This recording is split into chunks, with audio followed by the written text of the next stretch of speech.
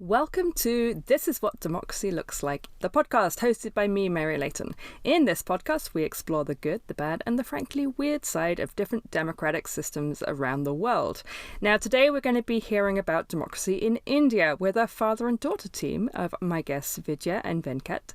And as is normal in our conversations, we will be dividing this into two podcast episodes, so make sure you check out the second half. Now, just a note of caution, this episode was actually recorded in September 2022 as part of Season 1.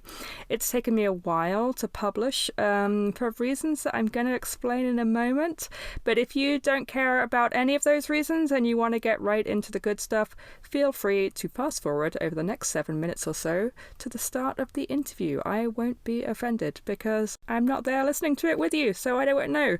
So anyway, let's get going. So this episode is actually dedicated to my dad, Mark Layton, who died this spring in England, and to his friend Sastry Pandya, who passed away from COVID in India. My dad was both a fan of the podcast and a fan of India, so he was really looking forward to me finishing this episode so he could hear it. Sorry, Dad. To be fair, though, part of the reason it's taken so long to finish is because I was very preoccupied during the last months of his illness. The irony, right? Anyway, growing up, I heard a lot about India because my dad was kind of obsessed with the place and had been planning to go there on a pilgrimage his whole life. So what does this have to do with the podcast? Well, going to India was this thing I heard about my entire childhood, all through my life. My dad talking about this thing that was his ambition. At one point in his life, he was going to go and take this big trip. And honestly, I was always skeptical. I didn't think it would ever happen. And if it did happen, I was worried that the real India would never actually live up to the image he had in his head of this amazing spiritual place where people and animals lived in perfect harmony with nature. And I'm exaggerating a little, but this is what my teenage memories of this feeling were like, right? Anyway, a couple of years ago, just after he turned 70 and only a year or two before he received his cancer diagnosis, my dad actually finally made his pilgrimage. He had been waiting his entire life for this moment, and he'd been waiting for the moment to be perfect, and the perfect moment had never came. So he just said, screw it, I'm just going to go. And he went and he made a good friend, Sastry, who organised this incredible trip for him. And, it turned out to be everything he had always hoped for and more. It turned out to be one of the highlights of his very full life. He made a wonderful friend, and it was a really important part of his life. And I take two things from this. One is that if there is something you've always wanted to do, just do it. Don't wait until you're 70. It took my dad 50 years to take this pilgrimage he'd been talking his entire life about, right? I'd always wanted to do this podcast, right? And it's not perfect. I've been waiting 10 years to do this. And I've had to take breaks because life happens. But I'm getting to have these amazing conversations and I'm having so much fun doing it. I'm glad that you guys are listening to it and enjoying it too. But there's no such thing as a perfect time. And just do it. Just do it. If there's something you've always wanted to do, just do it now, right? But the second thing I take from my dad's obsession with India is a desire to actually find out more what this country is really like. Like, his interest in this country has been the backdrop to my life in many ways. And I could fill a whole other podcast with a series about the weirdness and complexity of white British people's obsession with places like India or Japan or the East in general. But now I have more of a desire to really understand what this real three-dimensional country is like. This place with its own concerns and histories that's quite capable of seeing through and rejecting the condescensions of its former colonizers or anything like the dreamscape of white Europeans who go there and have their own thing going on. So I explain all this to say that I came to this interview, I understand, with a whole bunch of my personal baggage. And I really hope that didn't get in the way of this conversation. I didn't burden my interviewees with explaining all of this, but I explain it now because I think it's important to be upfront about these things, and I hope that this did not get in the way of the conversation we had. But yeah, so this episode is for my dad and for Sastry. And yeah, and with the message of, if there's something you always wanted to do, go do it, guys. Go do it now. Okay, on with the podcast. Okay, so welcome. Let's get started. I would like to introduce my two wonderful guests. Today we have two generations from the same family. So I'm Vidhya. I'm a software engineer in the Bay Area. Mm-hmm.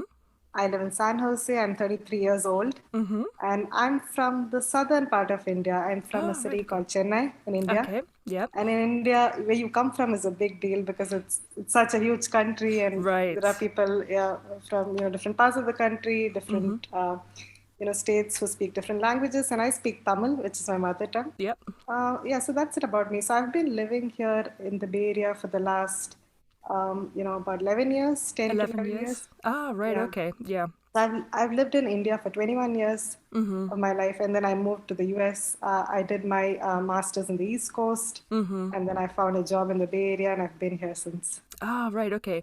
And here in the US, are you a joint citizen? Are you able to vote here? No, I'm not. I'm still a visitor in this country, and we're still going through the immigration process, which is... Of course. A very lengthy process for people from India. Oh my goodness, I can only imagine. I'm sorry. Well, I've heard about it from people, and I know it takes a really long time. Okay, thank you. Thank you very much. And Venkat, would you like to introduce yourself? Yeah, my name is Venkat Subramanian. I'm a chemical engineer. I come from southern part of India, of course, as Vidhya told. I've been living in Chennai since 1985. 1985, right? Yeah, but I was born down south in India, and I lived the first 21 years in a town, village, in a rural setup, basically. Okay, yeah. Then I took up my first job in Mumbai, a big city in India. Then I came down to Chennai. I come from probably engineering society, basically. That's what I would like to call myself, yes. Yeah. In Chennai, of course, it's a big city. It has a population of 4 million now, yes. Oh, wow, okay, yeah. Yeah, it's a big city, yes. Cultural center of India. And I've been following politics since 1967. Right. In those days, we used to watch radio or, you get news only. Once in few hours. But I've been having some interest in politics in the sense that I follow. It's not that I'm directly involved in politics. It's a good subject to talk about, yes. Democracy, because I think everybody is now talking of, is there democracy in US now? Whether we continue to have democracy in US, even in US. Yeah. But then probably we have to define democracy. Probably at one time they talked about the democracy is something of the people, by the people, for the people. And yes, it is of the people, for the people, but then by the politicians, as you can probably say now, because there's a separate class that is now called a political class. And they probably have only that as a profession in India now. Politicians have that as the only profession. Oh, okay. So that's about me. I'm 66 years old now. I'm retired, yes. I'm enjoying my retired life. I spend probably 4 or 5 months in US. I'm visiting here every year now for the last 5, 6 years, yes. Yeah. But most of the time you live back home? That's your home base? Yes, in Chennai. Yes. Most of the times in Chennai. Okay, fantastic. Well, this is going to be interesting because you seem to have both a longer term perspective, but also if you're spending 5 months of the year here in the US as well as back home, I guess you probably have seen quite a bit of the comparison as well. Whereas Vidhya, you've been living here, so you have that. True. different kind of perspective too. Okay, well, thank you both. One of the things I want to think about before we even start, because we're going to start getting into, so what is the basic organization? What's the difference between the president and prime minister? Is there any specific big issue happening right now in India, like an election or something else that people are really talking about that we should keep in mind while we're talking? There are a few issues that are ongoing, but I mean, I don't know if they should be front and center of this podcast. It's just internal politics, I think, to a great extent. I'm not, as interested and as, as keen on politics as my dad is. So he probably has, some other. Yeah. That's totally fine. That's totally fine. As far as I'm concerned, it's quite normal. It's quite normal. Like, politics in India, like in everywhere else in the world, is a bit polarized now. That's what I would say. Okay. That is the thing. India is no exception there. Politics is polarized, too polarized a bit. Yeah. Let's get into some of the basics. So what is the basic organization? I know this is a really huge question. I've noticed with lots of the interviews I've done with people in Latin America, they seem to have a similar system to the US in that it's an upper and lower house, often called Congress, and usually something similar like House of Representatives. What's the system in India? What do you call the different levels of the government? So for us, it's very similar to the UK, I believe. So we have the prime minister who, holds the highest office, who's in charge of things. But the president is the ceremonial head of state. Okay, right. Yeah, and we also have, a couple of houses, we have the Lok Sabha, which is where members are elected to by the people. And then we have the Rajya Sabha, which is like the state, which is the upper house and the lower house, if you will have it. Yeah. And we have general elections every 5 years. Parliamentary elections. And we also have elections for the state legislative assemblies, to which the chief ministers are elected for every state. So that's the general system. So the chief minister holds the highest office in the state in India. And there is a governor who is similar to the president, who's the ceremonial head of the state. Okay, yeah. So yeah, that's kind of a short, overview of, how things work. I think my dad can go into more details. Well, I was wondering, both houses, are all the members elected? So for the Lok Sabha, yes, they are. For the Rajya Sabha, they are, not all of them are elected. Is that right? Oh, okay. Can I just interrupt? Please. The Lok Sabha, the lower house, they're elected directly by the people. Okay. The Rajya Sabha members are elected by the state MLAs or state, state senators or state representatives. Okay, yeah. Each state, they have their own, government. Now, they have elected representatives. Those representatives, they're members of Rajya Sabha from each state. Okay. So India has 25 states and 8 union territories. Just to give you an idea, you're talking of a 1.4, 1.5 billion population, of which maybe 1 billion yearly exercise their voting. They are eligible to vote. Yeah. Maybe 70% of them vote in every election. We have elections not only for the parliament, probably we have to talk about the election at even rural level. We have village election, panchayat elections, municipality elections, which a state decides. And then state elections. Then you have the central or, the union elections. The national ones, Yeah, national one. As Vidhya explained, we have a lower house, which is Lok Sabha. We have 539 seats now, yes. Okay, yeah. And different states. India, as I said, 25 states plus 8 union territories, and each state, depending on the population, they have a number of parliamentary constituencies. So I have a bunch of questions now. Yes. My first one being, when you vote in the national elections, do you vote for the Prime Minister or do you vote for the Prime Minister's party? So is it more similar to the British or the American system? It's not the American system. It's a British system. We vote for the candidates who represent the party. The party, Then right. then the party MPs elect the prime minister. Okay. But the party normally announces the prime minister candidate. Yeah. Because by and large, it's still the individuals who run the show, in the sense that people know the prime minister. So you may have heard that in the UK we now have this situation where we have Liz Truss, who is somebody who's very unpopular, but she, for instance, has become prime minister without having an election, because the last election we vote for the Conservatives, and then it doesn't matter, they can decide who the head is. Yeah. Would you ever have a similar situation in India where you had voted for a party and then they changed their leader halfway through their term? Yes. Oh, okay. It had happened many times earlier. Okay. When we had a sort of a coalition government. It happens when one party doesn't have, the majority. Yeah. We had that sort of a system running for some time.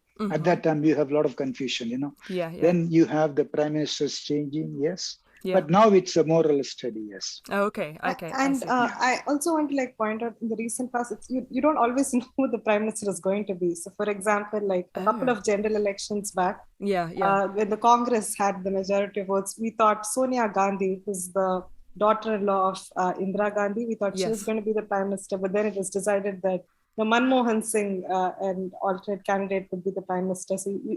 So there are surprises that way. You don't always know. So tell me, how you said there was one party, the Congress Party, I think you said, that had been in power for 50 years. How many parties are there now? There are, on paper, probably 7, 8 national parties.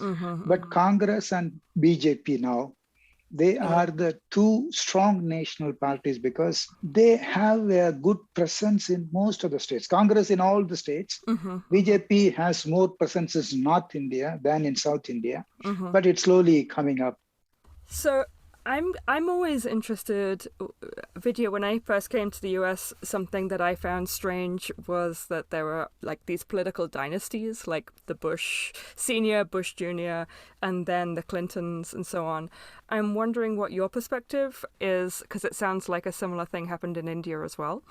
Yeah, in India, so my perspective is slightly different. I actually think India is a lot about dynasty politics. Interesting, yeah. See, even in our state, the current chief minister is the son of an ex-chief minister and so on. Right, so, yeah. In India. But in the US, when I look at the Bushes and the Clintons, I mean, yeah, to an extent, I mean, that can be called dynasty politics, but I'm somebody who's read a lot about Hillary Clinton and Bill Clinton in parallel, and I find it very fascinating that they are very capable people. In my opinion, it's not just handed over to them. Okay, at least to me, my opinion is that in the US, you work for it. Okay, people are capable, and it so happens that they belong to the same family. Doesn't mean that interesting. They didn't earn it. Yeah. But in India, on the other hand, I feel like things are just handed over generation to generation. That's my view, at least. Interesting. Well, tell me more about that and how people respond to that. No, let me put it this way. In politics, whether it is in US or in India, there are two things. One is the money. Of course, yes. One is money. Then other thing is that you work for it for a long time, and then you come to power based on your history of doing something for the country. Yeah. Now, even in probably US, it's money which plays a big part. Of course. There's no question about it. And world over, as I see it, in the last decade or so, people have lost their interest in the politicians. That is the so-called professional politicians. I see. People who come to politics and then they remain in politics, and then they try to make something out of that politics. I see. When in the good old days, when you think why people come to politics is to want to serve the people. And in our state in Tamil Nadu, there was a chief minister who had not gone to school, but he was a chief minister who worked for the people, and he didn't have any time for his family or anything. He didn't make any money or anything. He worked for the people. He was the first one to introduce midday meals in the schools way back in 1965 or whatever. So that people, children can come to school, because we have a lot of poor people, and then they can't come to school unless they have a good food. So the family sends them to work. So in order to make them come to school, he said, we'll give food in the school. So that sort of people were there in a good old days. They are not there now. So whether it is US or India, if we say that, okay, one is money. If you have money, then you are in politics. In India, the same thing happens. People in money come to politics, and they think that they spend money to win election, and then they think their job is to take that money back. Right. Well, I'm hearing two things now. I'm hearing on the one side, Vidhya is saying that sometimes there are situations where you're just handed a political position because you're the son or the daughter or the niece or the nephew. And on the other, a kind of ideal situation that existed in the past where people worked for it and were elected based on what they did. So is it that things have changed, or is it that both these things exist at the same time? I think both these things exist at the same time. So in my opinion, the ruling party is a bit more about, people who've kind of earned their position. At least like they don't come from a family of politicians. Yeah. People who, whatever their agenda is, they're still not, right. Like if you see the opposition, which is the Congress, the president is Sonia Gandhi, who's the daughter-in-law of, very famous political family in India, right? And Rahul Gandhi, he is again the son of Sonia Gandhi. So it's the Gandhi family that has predominantly dominated the Congress party. Right. And Rahul Gandhi, a lot of people, have questions about, his ability to, lead the party, but he's still there because he's the importance of that name. Yeah. I mean, I'm thinking as we're talking about this that it was recently the 75th anniversary of independence. Yeah. Yes. And I remember when I talked to people about democracy in Latin America, I'm not saying it's the same, but in a similar sort of vein, they would say to me, the reason people take democracy so seriously is because they have the memory of having been in a dictatorship, and you take democracy very seriously when your democracy is young. I wonder if you see something similar. I mean, Venkat, you seem to be talking about the idealized days in the 60s and 70s. Was there a sense of that democracy has become corrupted because we no longer care about it? We take it for granted now. No, one thing is that democracy is becoming corrupted because people are after power, basically. That's one. But leaving that aside, democracy, in my opinion, is very strong in India, basically because people, vote for some party with some good intention. And then if they don't deliver, then they vote for somebody else in the next election. So it's not that in India, the same party comes to power the next time around. I see. Now, you can say that, okay, they have made so much of fortune in, they have not done much for the people. But people have that power to change. For example, Indira Gandhi declared emergency. People didn't like it. Then they voted her out in the next election. Yeah. Okay. If you see, say, communists ruled in 2 states, in West Bengal, 5 terms, 6 terms, 30 years under communist rule. But now communists have gone out. Right. Very few such instances. Okay. And if you have a strong and good leader, then they are given opportunities again and again. Okay. One thing I missed out is that dictatorship is never in India. Yeah. Because we have the systems in such a way that that is not going to be easy in India. Maybe it can happen in US. I don't know really. That's the question. But India, till something happens like January 6th, I don't think India is there yet. It's not going to be there. I was thinking more in terms of having the memory of not having been able to vote. In the Indian case because of colonialism, in the Latin American case because of they had a dictatorship, But our democracy, in my opinion, is so strong in the sense that they vote in, as I said, village panchayat, they vote in state elections. The thing is that the corruption, the money played there, and then the family politics. But then the thing is that what happens is when a first generation politician makes money, then his family people are more exposed to the people. So people are looking for some space, some face which is known.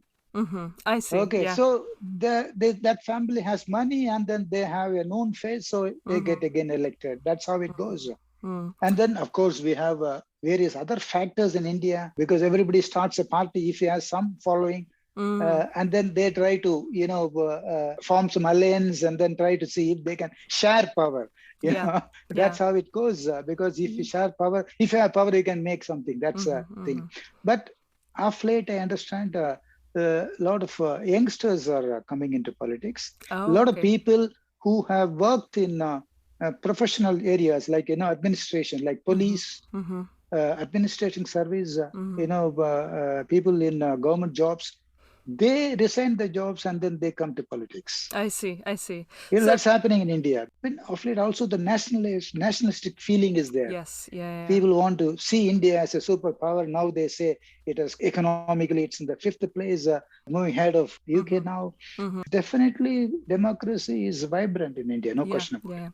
So Vidhya, I'm seeing you smiling. I'm wondering if you're agreeing with everything your dad is saying. So I want to give you an opportunity. Sure. Yes, I do think democracy is thriving in India, and especially like just going back to when I was growing up, right?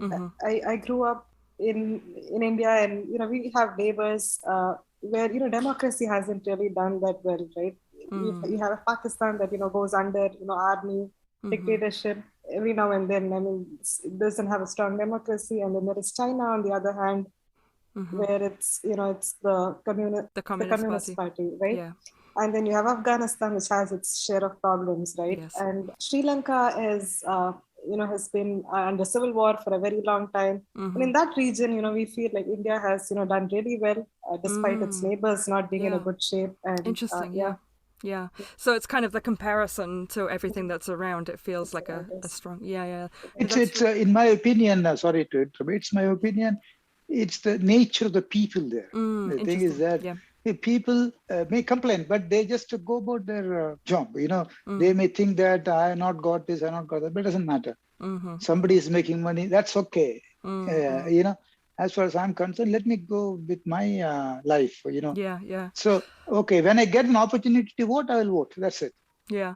So I'm interested in, we've mentioned a couple of times about state elections, and I'm trying to sort of get an idea of what the relationship between the states and the national politics.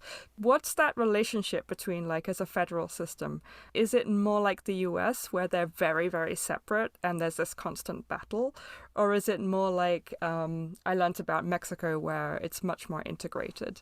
I think it's more separate, like in US. But it's not separated in US because it's the same parties which fight. What happens in India is that the two major parties, Congress and BJP, they fight directly only in, out of 25 states, maybe 10 states.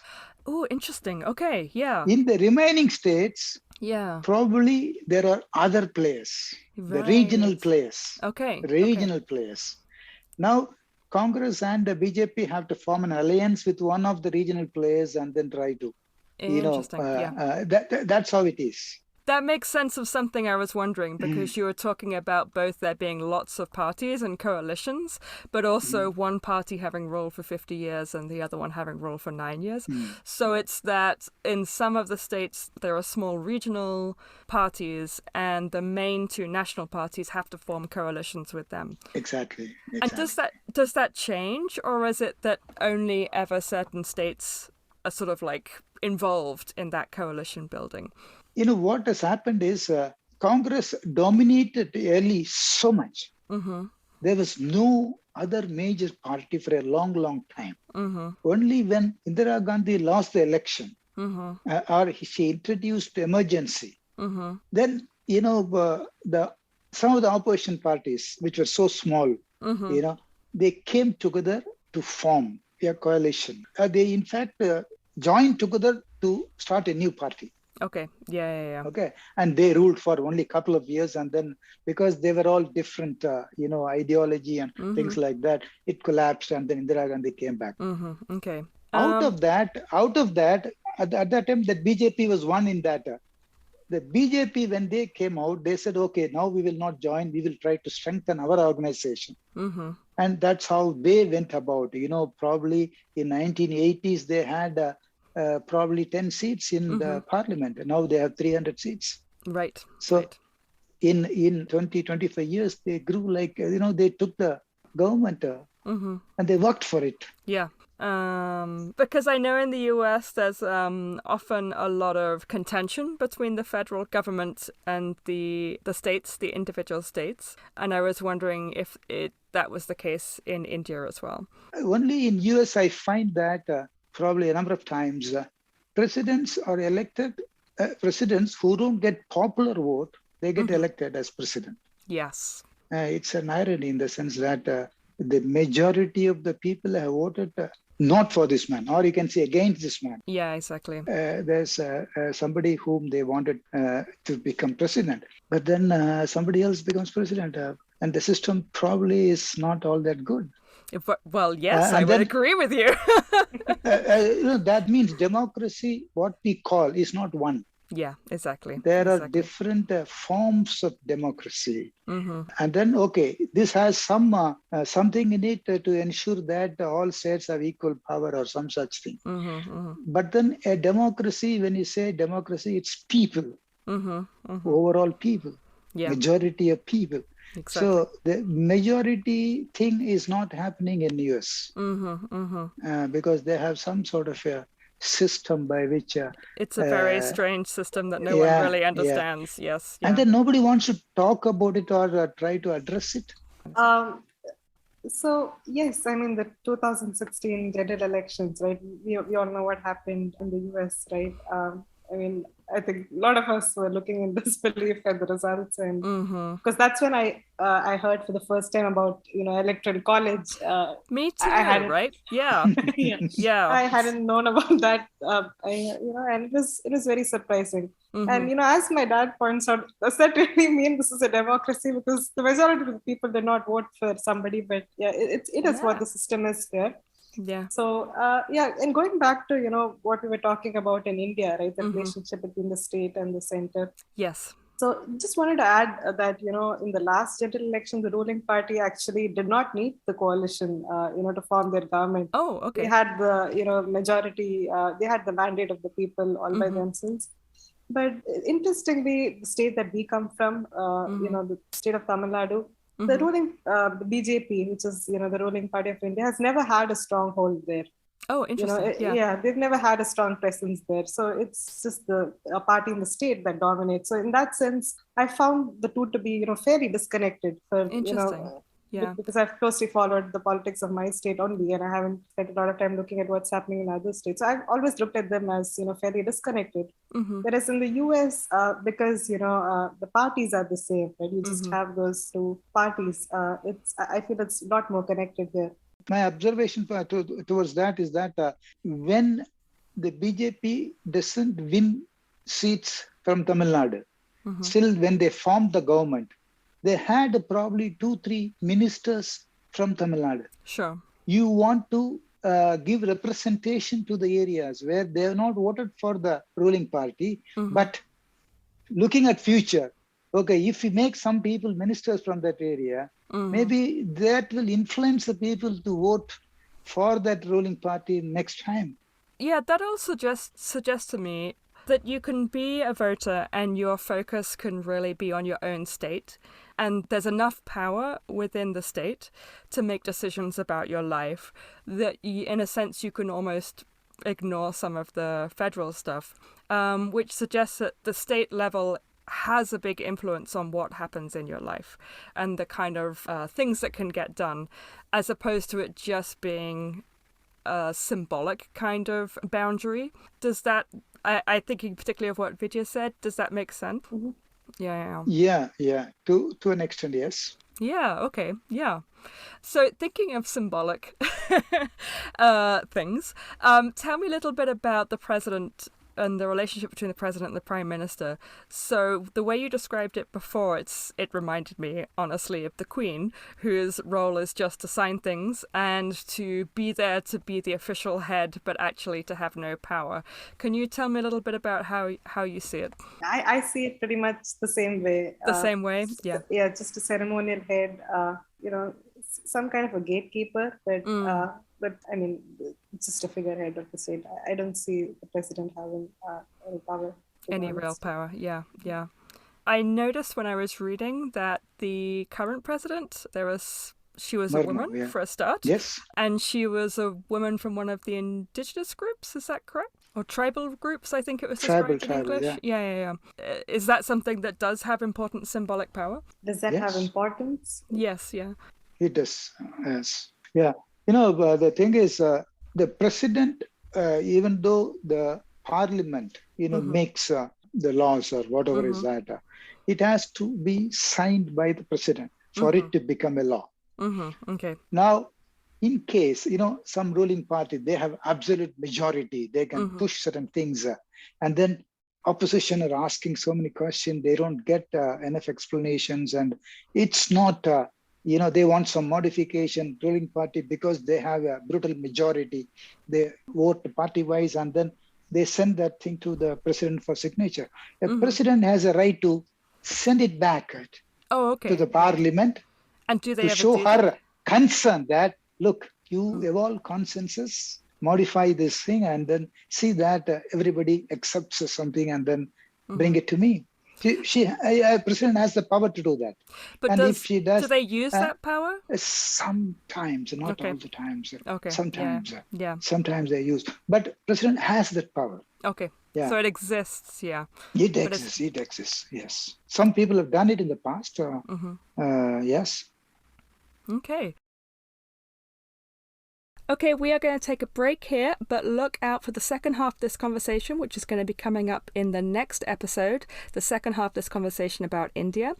And if you enjoyed this, you can also go to our website, www.democracyinpodcast.com, that's all one word, and there you can find information about the series, you can find other episodes with other countries, and you can also find ways to support us, send us money so that we can keep this going. Okay, thanks guys. See you next time.